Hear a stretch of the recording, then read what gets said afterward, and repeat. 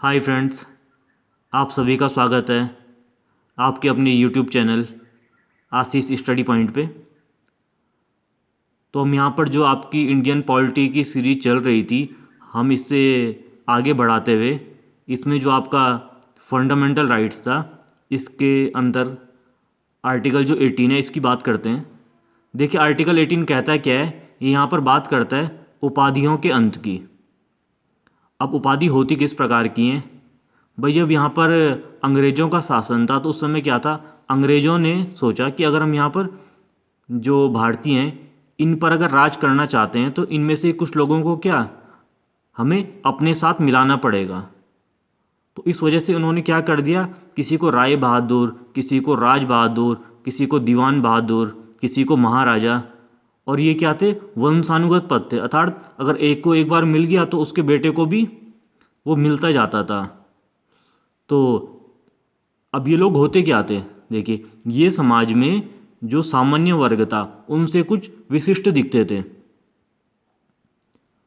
अब ये जो उपाधियां इस प्रकार से चली आ रही थी तो ये हो क्या रहा था, जो आपका समानता का अधिकार है तो ये हो क्या रहा था, इसके विरुद्ध यहाँ पे बात आ रही थी।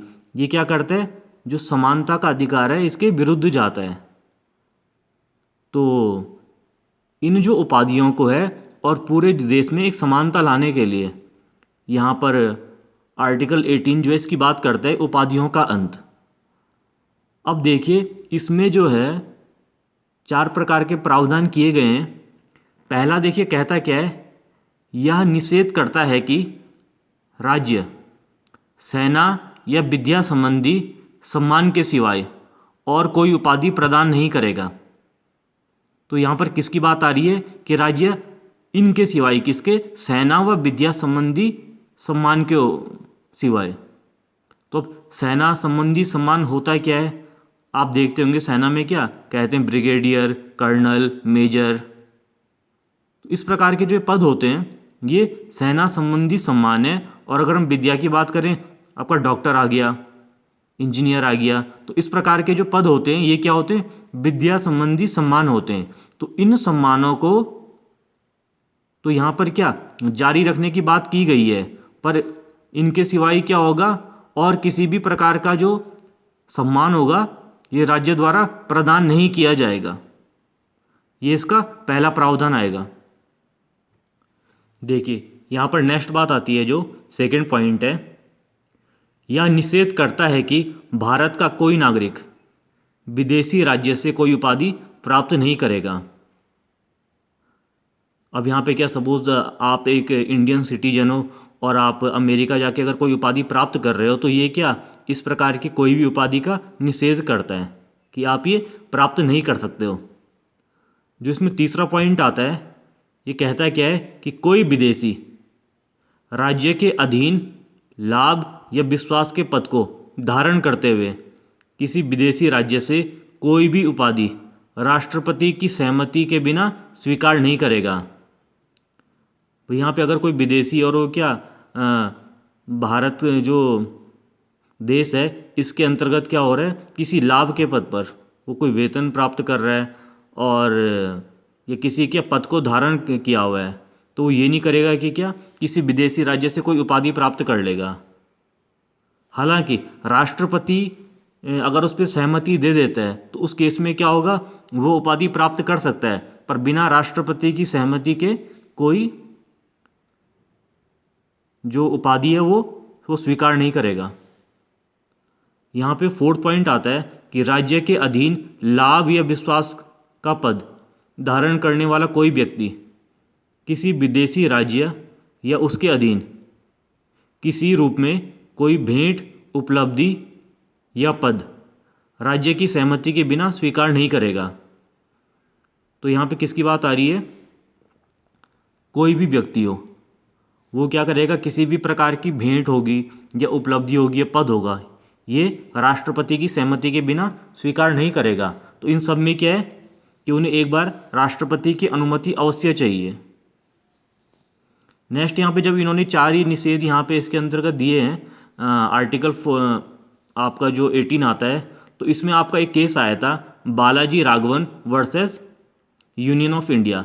1996 में। तो इस समय हुआ क्या था इस केस में, यहाँ पर ये चैलेंज किया गया कि जो पद्म भूषण, पद्म विभूषण, पद्म श्री, ये जो हैं इन्हें टाइटल कहा जाएगा क्या, इन्हें उपाधि कही जाएगी, और अगर इन्हें उपाधि कही जाती है तो ये क्या होगा, आर्टिकल जो आपका 18 है उसका उल्लंघन यहाँ पे हो रहा है।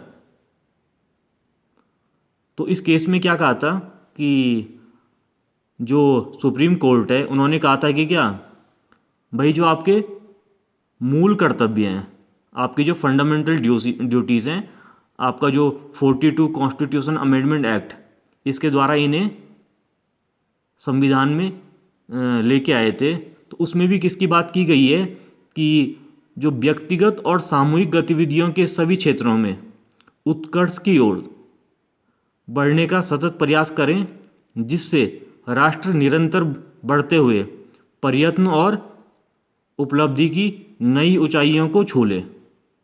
तो ये आपकी ड्यूटी है, फंडामेंटल ड्यूटी से आपका क्या है, एक मूल कर्तव्य है। तो यहाँ पर कोर्ट ने क्या कहा था कि इसे हम क्या, अगर आप चाहते हो कि राष्ट्र क्या नई ऊंचाइयों को छू ले तो हमें क्या करना पड़ेगा, प्रोत्साहन करना पड़ेगा। तो ये सारे के सारे जो पुरस्कार प्रदान किए गए हैं वो आपका पद्म विभूषण है, पद्म भूषण है, पद्म श्री है, तो ये अनुच्छेद 18 के प्रावधानों का उल्लंघन नहीं माना जाएगा, ये इसके अंतर्गत नहीं माना जाएगा। ये क्या एक प्रकार से प्रोत्साहन जो होता है ताकि राष्ट्र जो आगे बढ़ सके और नई ऊंचाइयों को प्राप्त कर सके, तो उस हेतु ये क्या प्रदान किए गए हैं। पर यहाँ पर देखिए सरकार ने क्या कहा था, इसमें क्या आगे इस डिसीजन को देते हुए उन्होंने कहा था, इसमें एक व्यवस्था की गई है कि अगर पुरस्कार पाने वाला व्यक्ति अपने नाम के प्रत्यय या उपसर्ग के रूप में इनका प्रयोग करता है तो उसे यह पुरस्कार त्यागना पड़ेगा। भाई सपोज मैं कहता हूँ क्या कि कोई राम नाम का कोई आदमी है और उन्हें क्या पद्म भूषण प्राप्त हो गया है, और वो अपने नाम के प्रत्यय के रूप में अर्थात राम पद्म भूषण या उपसर्ग के रूप में पद्म भूषण राम, इस प्रकार से अगर कहीं पे क्या प्रयोग करता है तो उन्हें या पुरस्कार त्यागना पड़ेगा। मतलब नाम के आगे पीछे इस प्रकार से डायरेक्ट आप उसे प्रयोग नहीं कर सकते हो। आगे हम बात करेंगे इन पुरस्कारों की स्थापना 1954 में हुई थी, और बीच में क्या हुआ था 1977 में जो मोरारजी देसाई की जनता पार्टी वाली सरकार थी उन्होंने इसका जो क्रम तोड़ दिया था। बट 1980 में जब इंदिरा गांधी की सरकार आई थी तो इसे पुराना क्या प्रारंभ कर दिया गया है। तो ये था आपका आर्टिकल 18, और प्लीज़ हमारे चैनल को आप ज़रूर लाइक और सब्सक्राइब कीजिए ताकि हम आपको आगे इस जो सीरीज हमारी चल रही है इसे हम कंटिन्यू कर सकें।